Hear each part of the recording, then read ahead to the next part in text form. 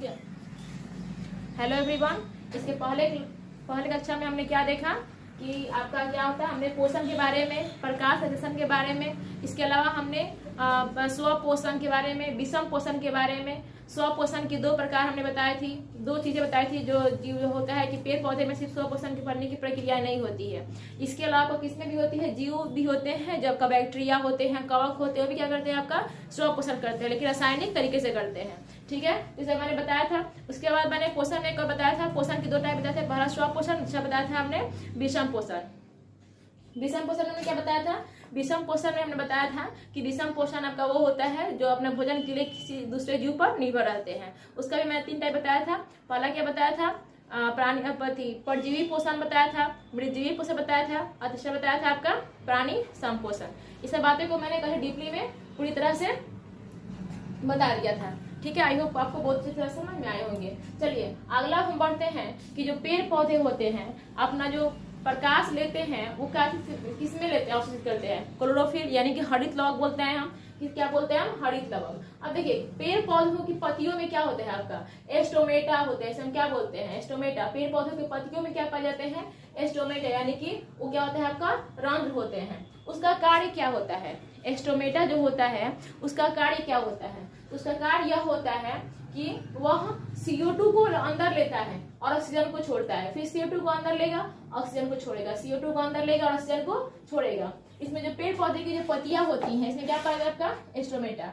अगर कहेगा कि पत्तियों पे क्या होते हैं, देखिए पत्तियों में छोटे छोटे छिद्र होते हैं। आप इसको माइक्रोस्कोपिक लेवल पे देखिएगा तो उस पत्ती में क्या होते हैं, काफी छोटे छोटे छिद्र होते हैं। उसी छिद्र को हम क्या कहते हैं, रंध्र या एस्टोमेटा। स्पेलिंग क्या बोलते हैं इसको, एस्टोमेटा कहते हैं। ठीक है, अब देखिए यहाँ पे जो एस्टोमेटा है इसका कार्य क्या होता है। क्वेश्चन बहुत इंपॉर्टेंट क्वेश्चन पूछता है, ऑब्जेक्टिव में भी पूछता है क्वेश्चन आपका, और सब्जेक्टिव में पूछता है आपका कि जो एस्टोमेटा होता है उसका कार्य क्या होता है।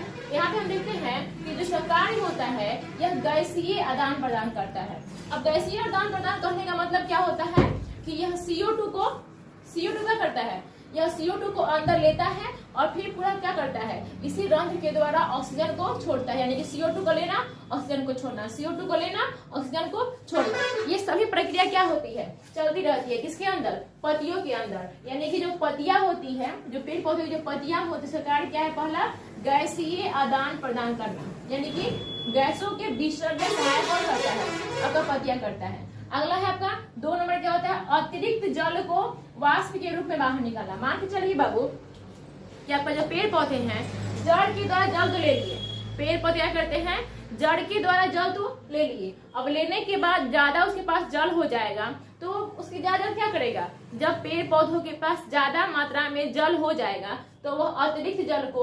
जलवाष्प के माध्यम से, यानी कि वाष्पोत्सर्जन प्रक्रिया द्वारा उसे क्या कर देगा, बाहर निकाल देगा। किसके द्वारा, पत्तियों के एस्टोमेटा, यानी एस्टोमेटा मतलब छोटे छोटे छिद्र जो होते हैं उसके माध्यम से ज्यादा मात्रा में जो जल को अवशोषित किया रहेगा जड़ के माध्यम से, उसे क्या कर देगा, उसे जलवाष्प के द्वारा वाष्पित कर देगा। ये प्रक्रिया क्या कहलाती है, आपका वाष्पोत्सर्जन। देखिए यहाँ पे अतिरिक्त जल को वाष्प के द्वारा बाहर कर देना। सॉरी, अब देखिए यहाँ पे पूछेगा फिर कि वाष्पोत्सर्जन क्या कहलाता है, पूछेगा नहीं लेकिन फिर बता दे रहे हैं। देखिए पौधे के वायवीय भाग द्वारा जल का जलवाष्प के रूप में हानि, पौधे के वायवीय भाग द्वारा जल का जलवाष्प के रूप में हानि खाने का मतलब कि जो पेड़ पौधों में ज्यादा मात्रा में जो जल होती है वो जल को बाहर करने की प्रक्रिया के साथ आपका जलवाष्प के द्वारा पेड़ पौधे पत्तियों के रंध्रों द्वारा क्या करते हैं, ज्यादा मात्रा में जल होता है उसको बाहर कर देते हैं। उसे हम क्या कहते हैं, अतिरिक्त जल को वाष्प के द्वारा बाहर निकाल देना। उसी प्रकार दूसरा काम क्या होता है वाष्पोत्सर्जन का, तापमान नियंत्रण करता है। अब आपके पेड़ पौधों में ज्यादा मात्रा में जल हो जाएगा तो क्या करेगा, वह तापमान की मात्रा को क्या करेगा, वो नियंत्रित करेगा। ठीक है, तो ये पूरा बातें किसके बारे में हो गई, रंध्र के बारे में, यानी कि एस्टोमेटा के बारे में। अगर आपके एग्जाम में क्वेश्चन पूछता है तो पत्तियों में जो रंध्र का फिगर से बनाइएगा, उसके बाद से पत्तियां बनाइएगा। एक तरफ देखिएगा CO2 अंदर डाल रहा है, सगा लिखेगा, ऑक्सीजन बाहर निकल रहा है। इस प्रकार पेड़ पौधों में तो गैसों का विसरण तो होता है, गैसों का विनिमय होता है, गैस अंदर आएंगे फिर जाएंगे, आएंगे अंदर जाएंगे, इसके द्वारा पत्तियों के स्टोमेटा के द्वारा। फिर क्या होंगे, आपका जलवाष्प भी क्या होंगे, पत्तियों से बाहर निकलेंगे। ठीक है, तो पूरी प्रक्रिया क्या कहलाती है आपका स्टोमेटा यानी कि रंध्र के बारे में सब बातें मैंने लिखा है। यहाँ पे कार्य है रंध्र का कि गैसीय आदान प्रदान, और दूसरा क्या होता है अतिरिक्त जल को वाष्प के रूप में बाहर निकालना। ये पूरा हो गया आपका रंध्र के बारे में। चलिए आगे देखते हैं हम। अब यहाँ पे देखिए हमने जितनी बातें रंध्र के बारे में यानी कि स्टोमेटा के बारे में मैंने जितनी बातें बताई, तो सही बातें क्या कर दिया हमने यहाँ पे नोट्स की तरह लिख दिया है, ताकि आपको लिखने में या फिर नोट्स बनाने में कोई दिक्कत ना हो। वहाँ पे आप जब भी एग्जाम में क्वेश्चन आए ना बाबू, तो क्वेश्चन को कभी भी ऐसे मत लिखिएगा, ऐसे लिखिएगा तो नंबर थोड़ा कम मिलेगा, नंबर मिलेगा, ऐसा नहीं नंबर नहीं मिलेगा, ये तो लिखिएगा ही लिखिएगा। साथ साथ जो मैंने फिगर बनाया था, पेड़ बनाया था, फिर सूर्य बनाया था, एक पत्ती बनाया था, रंध्र बनाया था, बिल्कुल उस तरह से बनाओगे तो आपका अच्छा खासा जितना नंबर क्वेश्चन रहेगा उतना नंबर का आपको उतना नंबर भी मिलेगा। ठीक है, तो देखिए मैंने उसमें क्या किया, पहले आपको समझाया कि रंध्र जो होता है उसका कार्य क्या होता है, कैसे वो अपना कार्य करता है। ठीक है, अब यहाँ पे मैं लिख दिया उस चीज को कि रंध्र क्या है, रंध्र पत्तियों की सतह पर पाए जाने, रंध्र जो है रंध्र पत्तियों की सतह पर पाए जाने वाले सूक्ष्म छिद्र होते हैं। बताया है ना हमने, क्या बताया है कि वो सूक्ष्म छिद्र होते हैं जो प्रकाश संश्लेषण के लिए आवश्यक है। जो प्रकाश संश्लेषण के, आपको तो पता है ना कि प्रकाश संश्लेषण के लिए आवश्यक क्या है, CO2।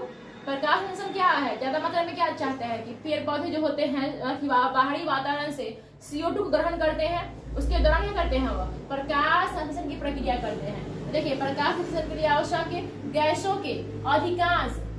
के अधिकांश भाग का देखिए आदान प्रदान करते हैं। क्या करते हैं, सूक्ष्म जो छिद्र होते हैं, इसे हम कहते हैं रंध्र, वो प्रकाश संश्लेषण के लिए आवश्यक गैसों के अधिकांश भाग का आदान प्रदान करते हैं। परंतु देखिए अधिकांश भाग का तो आदान प्रदान कौन करता है, रंध्र कर देता है। पत्तियों में जो छोटे छोटे छिद्र पाए जाते हैं इसे रंध्र कहते हैं।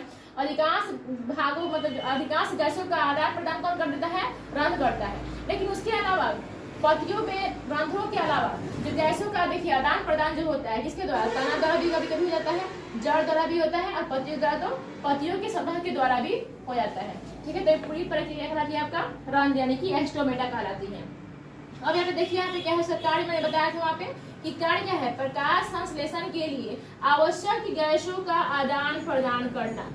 आवश्यक गैसों का आदान प्रदान करना किसका कार्य होता है, स्टोमेटा यानी कि रंध्र का महत्वपूर्ण कार्य होता है। दूसरा कार्य क्या होता है आपका, वाष्पोत्सर्जन। क्या होता है आपका, वाष्पोत्सर्जन प्रक्रिया द्वारा जल को बाहर निकाला। यानी कि जब बहुत ज्यादा मात्रा में पेड़ पौधों में अगर जल हो जाएंगे तो उसे किस प्रक्रिया द्वारा बाहर निकालेगा, वाष्पोत्सर्जन प्रक्रिया द्वारा बाहर निकालेगा। देखिए आप लोगों को पता है ना कि हम लोग को जब भी ज्यादा मात्रा में हम जल पीते हैं तो हमारे जल का क्या होता है, निष्कासन होता है। यानी कि हमारे जो त्वचा में क्या होते हैं, छोटे छोटे काफी छोटे छोटे छिद्र होते हैं, जो बिल्कुल पत्तियों जिस तरह रंध्र होते हैं, रंध्र में छोटे छोटे सॉरी जिस तरह पत्तियों में क्या होते हैं, रंध्र होते हैं, वो जो रंध्र में क्या होता है, छोटे छोटे छिद्र होते हैं। अब उसी प्रकार इंसान के बॉडी को देखा जाए, इंसान के शरीर को देखा जाए तो उसमें क्या होते हैं, छोटे छोटे छिद्र होते हैं। ठीक है, उसी छिद्र के द्वारा क्या होता है आपका जो पानी होता है, वाष्पोत्सर्जन जिससे होता है ना, पसीना के द्वारा क्या होता है आपका बाहर निकलते हैं। उसी प्रकार पेड़ पौधों में एक्स्ट्रा पानी का बाहर निकालना प्रक्रिया क्या होती है आपका, वाष्पोत्सर्जन। किसके द्वारा निकलती है, स्टोमेटा यानी कि रंध्र के द्वारा निकलती है। ये सही प्रक्रिया क्या कहलाती है आपका, रंध्र। तो ये पूरा आप समझ गए, रंध्र, स्टोमेटा, प्रकाश से समझ गए। चलिए हम आगे बढ़ते हैं, हम अमीबा पैरामीशियम के बारे में। अब यहाँ पे क्या है, हमने अभी तक हमने प्रकाश संश्लेषण पढ़ा, स्वपोषण पढ़ा, सब कुछ पढ़ लिया। रंध्र के बारे में भी मैंने पूरी डीपली देख लिया। और रंध्र के बारे में सब कुछ देखने के बाद अब हम आते हैं क्या होता है आपका, एक कोशिकीय जीवों में पोषण की विधि देखेंगे हम। एक कोशिकीय जीव कौन कौन से होते हैं, पहला होता है अमीबा होता है, दूसरा क्या होता है आपका पैरामीशियम होता है। बहुत सारे जीव होते हैं जो एक कोशिकीय होते हैं। ठीक है, अब देखिए अमीबा क्या होता है। अमीबा का बताया था आपको, जब प्राणी संपोषी जीव पढ़ा रहे थे तब मैंने बताया था कि क्या होता है अमीबा, यह प्राणी संपोषी जीव होता है। यानी इस कहने का मतलब कि प्राणी संपोषण की प्रक्रिया किसमें होती है, अमीबा में होती है, मनुष्य में होती है, बंदर में होती है, सब क्या होती है आपका प्राणी संपोषण होता है। जिसमें जो जीव जंतु होते हैं वह दूसरे जीवों के शरीर से ठोस दूसरों जीवों पर निर्भर रहते हैं और अपना भोजन ठोस या तरल रूप में दूसरे जीवों के संपर्क में क्या करते हैं, अपना भोजन ग्रहण करते हैं। उसे क्या कहते थे हम, प्राणी संपोषी जीव कहते हैं। ठीक है, अब देखिए जो अमीबा है आपका कैसा जीव है, आपका प्राणी संपोषी है, एक कोशिकीय है, मृदु जलीय। देखिए मृदु जलीय क्या है, मतलब ये बात समझ लीजिए कि हम मरल जल का है, मरा हुआ जल है, ऐसा नहीं होता है। मृदु मतलब साफ होता है, साफ जल में रहने वाला मतलब जलीय जीव है अमीबा। तो मृदु जलीय तथा अनिश्चित आकार का प्राणी है। कैसा आकार का प्राणी है? मृद जो आपका अमीबा होता है उसका कोई निश्चित आकार नहीं होता है, उसका हर जगह पे आकार बदलते रहता है। एक क्वेश्चन पूछता है कि अमीबा का जो आकार होता है वह किसकी वजह से बदलते रहता है। तो अमीबा देखिए, मान के चलिए कि ये आपका अमीबा है, देखिए मार्कर दिखाइए एक हमको, वही दो, वो दो, हाँ ये देखिए, ये आपका क्या है आपका, ये मान चलिए यहाँ पे भोजन है और ये आपका अमीबा है। अमीबा क्या करेगा? अमीबा का आकार निश्चित क्यों नहीं होता है? अमीबा का आकार निश्चित इसलिए नहीं होता है क्योंकि जब भी वो अपने भोजन को देखेगा ना, यहाँ पे देखेगा यहाँ पे भोजन है अमीबा का, अब वो जैसे ही देखेगा भोजन को क्या करेगा? भोजन के पास जाएगा जाएगा जाएगा जाएगा, जैसे जैसे भोजन के पास जाएगा ना उसके साथ में ना एक उंगली की समान संरचना दिखाई देने लगेगी। जैसे जैसे भोजन के करीब हो जाएगा अमीबा, वो बिल्कुल 2 उंगली की समान संरचना दिखाई देने लगेगी। उस उंगली की समान संरचना को हम बोलते हैं कुटपाद। जरूरी नहीं है कि वह कुटपाद एक ही ओर से फोड़ेगा, हमेशा कुटपाद वो अलग अलग दिशा में बना सकता है। जिधर भोजन देखेगा, मतलब मान चलिए कि अमीबा भी भोजन यहाँ पे देखा, फिर यहाँ से भोजन ग्रहण किया, भोजन ग्रहण करने के बाद भोजन उधर देखा, तो उधर से भोजन ग्रहण करेगा तो उधर कुटपाद बना लेगा अपना। अब कुटपाद कैसी होती है? 2 उंगली की समान संरचना की तरह कुटपाद आपका होती है, ठीक है। वो क्या करती है? अब भोजन जब जैसे ही यहाँ पे जैसे अमीबा ये था, जैसे ही भोजन के पास पहुंचेगा, पहुंचने के बाद क्या होगा? उसके जो आपके कुटपाद हैं, जिसे स्यूडोपोडिया कहते हैं हम, जो स्यूडोपोडिया है वो क्या करता है? चारों बगल से भोजन को घेर लेगा और घेर करके अपने अंदर से निहित कर लेगा, यानी कि भोजन को अपने अंदर कर लेगा। इस प्रकार अमीबा में जो आपका पोषण की प्रक्रिया होती है 3 विधि में पूर्ण होती है, ठीक है ना। उसको आगे बताएंगे हम कौन कौन सी 3 विधि होती है। फिलहाल यहाँ पे देखते हैं। देखिए अभी जो मैंने मुझे बताया वहाँ पे क्या बताया, ये क्या है आपका? अमीबा है। देखिए इसका कोई निश्चित आकार नहीं होता है जरूरी नहीं है कि जैसा मैंने अमीबा बनाया है बिल्कुल आप लोग वैसा ही बनाएंगे, इसका कोई निश्चित आकार नहीं होता है। निश्चित आकार क्यों नहीं होता है? किसकी वजह से नहीं होता है? तो कुटपाद यानी कि स्यूडोपोडिया की वजह से नहीं होता है। तो ये मैंने अमीबा बनाया, फर्स्ट स्टेज है अमीबा का। अमीबा पहले यहाँ पे है, दूसरा अमीबा यहाँ पे गया, जैसे यहाँ पे गया उसको यहाँ पे देखिए, यहाँ पे मैंने एक ऐसे बनाया है बिल्कुल, यहाँ पे उसे कुछ भोजन मिला, दिखाई दिया, यहाँ पे जैसे ही उसको भोजन दिखाई दिया, अभी अमीबा आपका यहाँ पे था लेकिन उसको यहाँ पे भोजन दिखाई दिया। जैसे जैसे अमीबा भोजन के पास जाएगा उसके पास ऐसा कुछ संरचना बन जाएगी। जैसे जैसे अमीबा जो है आपका भोजन के पास जाएगा उसको ऐसी कुछ संरचना बन, देखिए 2 उंगली संरचना है ना, यही होता है आपका कुटपाद। जैसे देखिए अमीबा पर यहाँ पे था, उसको भोजन दिखाई दिया, यहाँ पे भोज्य पदार्थ कहाँ दिखाई दिया? कुछ यहाँ पे। अब देखिए यहाँ जाना शुरू करेगा, देखिए जैसे जैसे आगे जाएगा ना उसकी संरचना कैसी होती जाएगी? बिल्कुल उंगली की तरह धंसती जाएगी। और एक समय ऐसा आएगा जैसे ही भोजन के पास जाएगा बिल्कुल उंगली के समान 2 संरचनाएं उसकी बन जाएगी, जिसे हम बोलते हैं कुटपाद या स्यूडोपोडिया कहते हैं। उसके बाद यह भोजन के पास पहुंच जाएगा और उसके बाद पहुंचने में क्या करेगा? धीरे धीरे भोजन को अपने अंदर क्या कर लेगा? उसको पूरी तरह से ढक लेगा और भोजन को अंदर निकल जाएगा। निकलने के बाद क्या करेगा? जब भोजन उसके अंदर चला जाएगा तो खाद्य रिक्तिका के रूप में भोजन चला जाएगा और इस प्रकार अमीबा में भोजन का पाचन हो जाता है, ठीक है। तो ये पूरा प्रक्रिया कहलाती है अमीबा में पोषण की विधि। आगे देखते हैं। अब देखिए यहाँ पे हमने अभी क्या पढ़ा? अमीबा के बारे में बहुत सी बातें समझी। अब उसी बातों को मैंने क्या कर दिया? मैंने बोर्ड को नोट्स की तरह बना करके लिख दिया। पहला क्या देखा हमने कि अमीबा में पोषण की विधि देखेंगे। क्या क्या होती है? अमीबा क्या होता है? अमीबा एक, देखिए क्या होता है जो अमीबा होता है, अमीबा एक सरल एक कोशिकीय कैसा जीव होता है? अमीबा एक सरल, यहाँ पे प्राणी तीसरी देते हैं,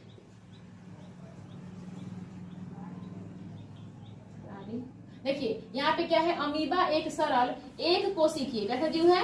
एक कोशिकीय कैसा जीव है? उसके बाद कौन सा पोषण है? प्राणी संपोषण तथा किस प्रकार का जीव है? अनिश्चित आकार के प्राणी है।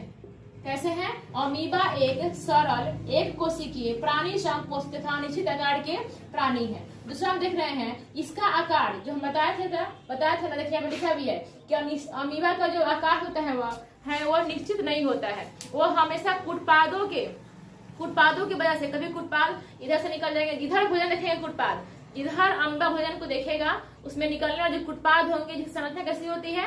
उंगली की समान होती है, बिल्कुल 2 संरचना। जैसे ही भोजन देखेंगे चारों बगल से भोजन को ऐसे घेर लेंगे और भोजन क्या होगा? उसका पाचन हो जाएगा, बिल्कुल ऐसे, ठीक है। तो ये होता है आपका कुटपाद। तो कुटपाद की वजह से ही अमीबा का जो आकार होता है कैसा होता है? अनिश्चित होता है। कैसा होता है? अनिश्चित होता है। तो यहाँ पे क्या होता है? देखिए इसका आकार कुटपादों यानी कि स्यूडोपोडिया के बनने और बिगड़ने के कारण बदलता रहता है। ठीक है, कोई डाउट नहीं हुआ होगा। अगला है आपका कुटपाद। पूछता है कुटपाद कैसी होती है। तो अमीबा में जब कुटपाद होती है, आपको मैंने फिगर में दिखाया था, अमीबा में जब कुटपाद होती है अंगुली जैसी संरचना होती है। कुटपाद संरचना कैसी होती है, बिल्कुल अंगुली के समान संरचना होती है, ऐसे बिल्कुल होती है, ठीक है ना। संरचना होती है जो भोजन को चारों ओर से घेर लेता है। यहाँ पे आपका भोजन देखा जैसे कुटपाद, यहाँ पे अमीबा था, पहले अमीबा था यहाँ पे, जैसे ही भोजन को देखेगा ऐसे ऐसे ऐसे निकालेगा निकालेगा निकालेगा निकालेगा निकालेगा निकालेगा निकालेगा। जैसे यहाँ पे भोजन था आपका, अब भोजन चारों बक्से कर लिए थे, भोजन चारों बक्से से घेर लेगा और घेरने के बाद धीरे धीरे धीरे धीरे सट जाएगा और सटने के बाद क्या होगा, अमीबा में भोजन का पाचन हो जाएगा। ठीक है, तो ये हुआ आपका अमीबा भोजन का। अमीबा जो होता है वो भोजन का जो ग्रहण करता है किसके द्वारा करता है, देखिए कुटपाद की जो संरचना होती है कैसी होती है, उंगली जैसी। ठीक है, ये क्या करती है, इधर देखिए कुटपादों के, पूछता है क्वेश्चन कि किसके बनने और बिगड़ने से अमीबा का आकार अनिश्चित होता है। तो कुटपादों के, यहाँ पे देखिए अमीबा भोजन का ग्रहण किसके द्वारा करता है, कुटपादों के द्वारा ही करते हैं। देखिए जो मानव होते हैं या फिर दूसरे जो आपका जानवर होते हैं, उसमें भोजन जो पोषण की प्रक्रिया होती है कितने विधि में पूर्ण होती है, उसमें जो पोषण की प्रक्रिया होती है 5 विधि में पूर्ण होती है। पहला होता है अंतःग्रहण, दूसरा होता है पाचन, तीसरा होता है अवशोषण, चौथा होता है स्वांगीकरण और पांचवा क्या होता है आपका बहिष्करण। 5 हो गया, अंतःग्रहण, पाचन, अवशोषण, स्वांगीकरण और बहिष्करण होता है। ठीक है ना, जो मानव में जो पोषण की विधि होती है कितनी होती है, 5, अंतःग्रहण, पाचन, अंतःग्रहण, पाचन, अवशोषण, स्वांगीकरण, बहिष्करण। इस सब के बारे में हम बताएंगे पाचन जब पढ़ना शुरू करेंगे तब। लेकिन देखिए वहीं पे जो अंग देखेंगे हम, तो अमीबा सरल क्यों है, यहाँ पे है ना, लिखा है ना हमने कि अमीबा एक सरल होने का मतलब कि उसमें जो पोषण की प्रक्रियाएं होती हैं वो 3 विधि में ही पूर्ण हो जाती है। कौन सी विधि में, देखिए पहला अमीबा में पोषण 3 विधि में ही पूर्ण हो जाती है। क्या होता है, पहला होता है अंतःग्रहण, दूसरा होता है पाचन और तीसरा क्या होता है बहिष्करण। देखिए तो अंतःग्रहण, पाचन, बहिष्करण। लेकिन मनुष्य में ऐसा नहीं होता है, मनुष्य में होता है अंतःग्रहण, पाचन, अवशोषण, स्वांगीकरण, देन बहिष्करण। अंतःग्रहण, पाचन, अवशोषण, स्वांगीकरण, देन बहिष्करण होता है। लेकिन यहाँ पे देखिए अमीबा में भोजन का पाचन, जो अमीबा होता है, अमीबा में भोजन का पाचन कहाँ पे होता है, क्वेश्चन बहुत इंपॉर्टेंट है, कहाँ होता है, रसधानी में होता है। अब देखिए हमारे द्वारा पचाए गए भोजन का, जैसे अपचय भोजन का शरीर से बाहर निकलने के लिए बहुत सारे मार्ग होते हैं। ठीक है ना, आपका क्या बोलते हैं, मलाशय होते हैं, मल द्वार होते हैं, बहुत सारे पार्ट्स होते हैं। बस आपका त्वचा होता है बाहर निकलने के लिए, जो भी आपका अपचा भोजन है, अपचा भोजन नहीं है त्वचा तो आपका क्या करता है, वो पचरा को बाहर निकालता है। ठीक है, लेकिन अपचा भोजन के लिए क्या होते हैं, मलाशय मल द्वार होते हैं। लेकिन अमीबा में ऐसा कुछ नहीं होता है। अमीबा में जो अपचय भोजन होते हैं ये क्या होते हैं, अमीबा में एक छोटा सा छिद्र होता है नीचे से, वो अपचय भोजन को बहिष्कृत कर देते हैं। ये पूरी प्रक्रिया किसकी हो गई, आपका अमीबा की। आई होप अमीबा आपको बहुत अच्छे से समझ में आई होगी। आगे बढ़ते हैं हम पैरामीशियम के बारे में। अब देखिए हमने क्या देखा, अभी अमीबा में आपका पोषण मैंने इस तरह से देख लिया और उसमें हमने क्या देखा, हमने उसमें देखा कि अमीबा का कोई निश्चित आकार नहीं होता है। किसकी वजह से होता है, कुटपादों की वजह से अपना आकार अलग अलग बदलते रहता है। उसमें रियल बात ये भी होता है ना कि अमीबा में भोजन को ग्रहण करने के लिए कोई निश्चित अंग नहीं होता है। देखिए जैसे हम भोजन कहाँ से ग्रहण करते हैं, अपने मुख से करते हैं, तो हमारे पास एक निश्चित अंग है ना, कि हम भोजन ग्रहण कहाँ से करते हैं, हम मुख से करते हैं। यानी अंतःग्रहण कहाँ से करते हैं, हम अपने मुख से करते हैं। उसी प्रकार अमीबा में कोई निश्चित आकार, कोई निश्चित अंग नहीं था जिससे भोजन को ग्रहण करता था। अमीबा क्या करता था, जिधर भोजन देखा उधर अपना कुटपाद के द्वारा भोजन को ग्रहण किया। अगर भोजन इधर था इधर कुटपाद बनाया, भोजन इधर था तो इधर कुटपाद बनाया। इस प्रकार उन्होंने भोजन को ग्रहण किया। इसी वजह से अमीबा का आकार क्या होता था, अनिश्चित होता था। लेकिन अब हम देखते हैं पैरामीशियम। देखिए पैरामीशियम क्या होता है, पैरामीशियम में एक सीलिया की संरचना पाई। देखिए जो नीचे इधर इधर दिया है ना हमने, वो सब क्या होता है, आपके सीलिया होती है। मैंने आपको क्लास 9 में पढ़ाया था सीलिया क्या होता है। सीलिया या फिर फ्लैजिला, यह एक बाल नुमा संरचना होती है। कैसी होती है, यह एक बाल नुमा संरचना होती है जो कोशिकाओं को गति प्रदान करती है, जो कोशिकाओं को गति करने में सहायता करती है। कौन सी आपकी सीलिया। कौन सी कोशिका, क्वेश्चन पूछता है आपका किसकी वजह से कोशिका गति करती है, तो सीलिया की वजह से। जैसे मानव में जो स्पर्म पाए जाते हैं वो भी कैसी कोशिका होती है, सीलिया के द्वारा, मतलब वो भी कोशिका क्या होती है, गति करती है। उसमें कौन सी कोशिका पाई जाती है, सीलिया। ठीक है, तो देखिए ये जो पैरामीशियम है आपका, पैरामीशियम में ना जिस प्रकार मनुष्य में आपका क्या होता है, जिस प्रकार मनुष्य में भोजन को अंतः ग्रहण करने के लिए मुख होता है, उसी प्रकार पैरामीशियम में भी पैरामीशियम का आकार क्या होता है, इसका आकार हमने छोड़ दिया यहाँ पे लिख लीजिएगा। जो पैरामीशियम का जो आकार होता है, आकार पैरामीशियम का आकार जो होता है निश्चित होता है। कैसा होता है? पैरामीशियम का आकार निश्चित होता है, लेकिन वहीं पे हमने देखा निश्चित होता है, लेकिन वहीं पे हमने देखा कि अमीबा का आकार क्या होता था, अनिश्चित होता था। यहाँ पे पैरामीशियम का आकार निश्चित है। और दूसरा बात क्या है कि भोजन का अंतःग्रहण, जो पैरामीशियम में जो भोजन का अंतःग्रहण होता था उसके लिए एक निश्चित स्थान होता है। क्या होता है आपका, जो भोजन के अंतःग्रहण के लिए क्या होता है, एक निश्चित स्थान। यही देखिए आपका भोजन है, ये क्या है आपका भोज्य पदार्थ है, भोज्य, ये आपको क्या है भोज्य पदार्थ है। अब ये क्या हो गया, जैसे जैसे सीलिया क्या करेगा, इस पैरामीशियम को गति करने के लिए, पैरामीशियम में क्या होता है, पैरामीशियम जो होता है, पैरामीशियम जो सीलिया होती है उसको गति प्रदान करती है। देखिए मैंने लिखा है सीलिया क्या करती है, यह गति करने में सहायक होती है। किसको? पैरामीशियम को गति कराने में सहायक कौन होता है, सीलिया होती है। जिधर भोजन को देखेगा, जैसे ही पैरामीशियम जिधर भोजन को देखेगा क्या करेगा, उसके सीलिया के द्वारा क्या करेगा, पूरा गति करेगा और भोजन के पास जाएगा और भोजन को क्या करेगा, अपने अंदर अंतर्निहित कर लेगा। ठीक है, तो ये आपका भोज्य पदार्थ है। और इसी के यहीं से क्या होता है, सीलिया में क्या होता है आपका, यहीं से जो भोज्य पदार्थ होता है आपका पैरामीशियम के अंदर जाएगा। दूसरा बात होता है कि ये कैसा होता है, यह भी एक कोशिकीय जीव होता है। उसके बाद कैसा जीव होता है, प्राणी संपोषण होता है। और कहाँ रहता है ये भी शुद्ध जल के अंदर ही रहता है, यानी कि मृदु जलीय प्राणी है। ठीक है, आकार कैसा होता है, निश्चित होता है। और दूसरा बात क्या होता है, भोजन का अंतःग्रहण के लिए एक निश्चित स्थान होते हैं। देखिए एक निश्चित स्थान है, आपको बताया ना कि मनुष्य में भोजन को ग्रहण करने के लिए क्या होता है, जानवरों में भोजन ग्रहण करने के लिए क्या होते हैं, कोई ना कोई निश्चित स्थान होते हैं। उस स्थान को क्या कहते हैं, मुख गुहा बोलते हैं। ठीक है, तो इसमें भी स्थान जो होता है निश्चित स्थान होते हैं। ठीक है, अब यहाँ पे देखिए, जिसे हम क्या कहते हैं, मनुष्य में भोजन को ग्रहण करने के लिए या फिर किसी भी जानवर में, आपका उसके बाद क्या होता है आपका पक्षी में, बकरी में, गाय में, भैंस में, इंसान में भोजन को ग्रहण करने के लिए एक निश्चित स्थान होती है। ऐसा नहीं होता कि मनुष्य जो होता है भोजन है देखा तो आंख से भोजन ग्रहण कर लिया, इधर देखा तो पैर से भोजन ग्रहण कर लिया, नीचे देखा तो पेट से भोजन ग्रहण कर, ऐसा नहीं होता। सबके लिए क्या होता है, एक निश्चित स्थान, जैसे हम बोलते हैं मुख गुहा बोलते हैं। उसी प्रकार आपका पैरामीशियम में भी भोजन को अंतः ग्रहण के लिए एक निश्चित स्थान होता है। इसे हम क्या कहते हैं, कोशिका मुख कहते हैं। क्या कहते हैं हम, कोशिका मुख, या फिर स्पेलिंग में आप बोलते हैं इसको